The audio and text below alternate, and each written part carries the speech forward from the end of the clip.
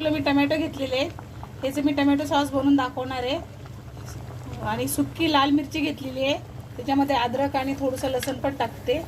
त्याला चांगल्यापैकी उकडून घेते। हे बघा माझे टमाटे उकडून झालेले आहेत आणि मी वरची साल पण काढून टाकलेली आहे टोमॅटोची सगळी।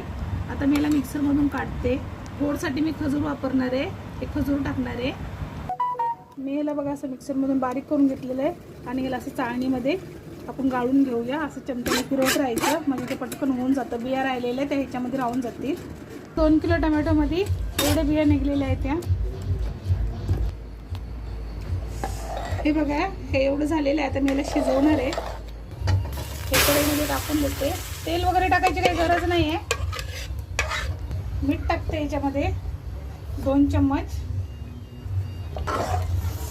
हे बघा असं फिरवत राहायचं म्हणजे खाली लागणार पण नाही। 10-15 मिनिटांमध्ये होऊन जाईल। आणि शिजल्याच्या नंतर कसं समजायचं हे मी सांगते तुम्हाला थोड्या वेळाने। हे बघा याला शिजत 15 मिनिटं झालेले आहेत।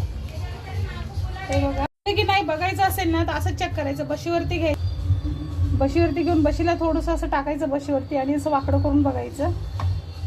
हे बघा हे 5 मिनिटं होऊ द्यायचं। त्याच्यानंतर हे असं बशीवरती घेऊन बघायचं। बघा किती मस्त शिजलेलं आहे।